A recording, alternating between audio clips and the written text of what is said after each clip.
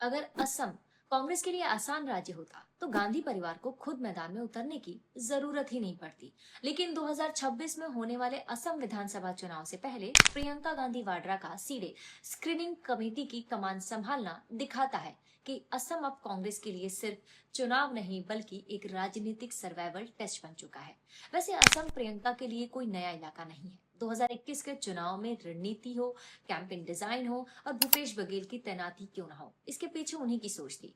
फर्क सिर्फ इतना है कि तब वे पर्दे के पीछे थी और इस बार वह सीधे फ्रंट फुट पर आकर कमान संभाल रही है। सवाल यही है कि आखिर प्रियंका को खुद आगे क्यों आना पड़ा। इसकी पहली वजह यही है कि असम कांग्रेस की अंदरूनी राजनीति यानी कि इंटरनल पॉलिटिक्स बीते कई सालों से पार्टी का एक बड़ा हिस्सा विपक्ष से ज्यादा तो अपने ही गुटों से लड़ता रहता है। टिकट बंटवारे को लेकर खींचतान हो, नेताओं के बीच असंतुलन हो और जमीनी कार्यकर्ताओं में भ्रम ने कांग्रेस की ताकत को कमजोर किया है। प्रियंका गांधी को इसलिए आगे लाया गया है क्योंकि उनका कद, राजनीतिक कद इतना बड़ा है कि वह कोई भी गुट उनके फैसलों को आसानी से चुनौती नहीं देगा। उनका जो मेन काम है, ऐसे उम्मीदवारों को चुनना है जो सिर्फ लोकप्रिय ना हो, पॉपुलर ना हो, बल्कि जीतने की क्षमता भी रखते हो और जिन पर पार्टी भरोसा भी कर सके। प्रियंका की एंट्री की दूसरी और सबसे बड़ी वजह है हिमंता बिस्वा शर्मा का खौफ और कांग्रेसी नेताओं का उनके साथ कॉम्प्रोमाइज करना।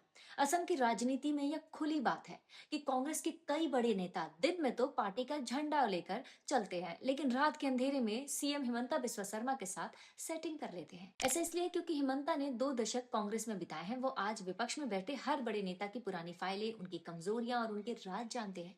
कांग्रेसी नेताओं को डर रहता है कि अगर उन्होंने सीएम हिमंता के खिलाफ ज्यादा एग्रेसिव रुख अपनाया तो उनके पुरानी फाइलें खुल सकती हैं और इसी डर और सर्वाइवल के चक्कर में वे समझौता कर लेते हैं। प्रियंका गांधी को इसलिए भेजा गया है ताकि वो इस नेक्सस को तोड़ सके और उन नेताओं को बाहर का रास्ता दिखा सके जो पार्टी के प्रति लॉयल तो बिल्कुल नहीं है। दिलचस्प बात यह है कि प्रियंका गांधी की एंट्री ने कांग्रेस से ज्यादा तो हलचल बीजेपी में बढ़ा दी है। वजह साफ है कि जब सामने कोई लोकल नेता होता है तो उसे मैनेज करना थोड़ा आसान होता है। और अब ऐसा लग रहा है कि ये चुनाव सिर्फ सरकार बनाम विपक्ष नहीं बल्कि ऐसा लगता है कि सेंटर बनाम स्टेट हो गया है। भाजपा जानती है कि प्रियंका का नाम खासकर महिलाओं और युवा वोटरों के बीच नैरेटिव बदल सकता है। जब हिमंता कांग्रेस छोड़कर भाजपा में गए थे तब वो अकेले नहीं गए थे बल्कि वो अपने साथ कांग्रेस का पूरा सिस्टम, फंडिंग नेटवर्क और बूथ मैनेजमेंट का फॉर्मूला भी ले गए थे। कांग्रेस का संगठन रातों रात खोखला हो गया था। उसी खाली जगह को भरने के लिए कांग्रेस ने अब अपने संकट मोचक कहे जाने वाले डीके शिव कुमार को सीनियर ऑब्जर्वर बनाकर असम भेजा है।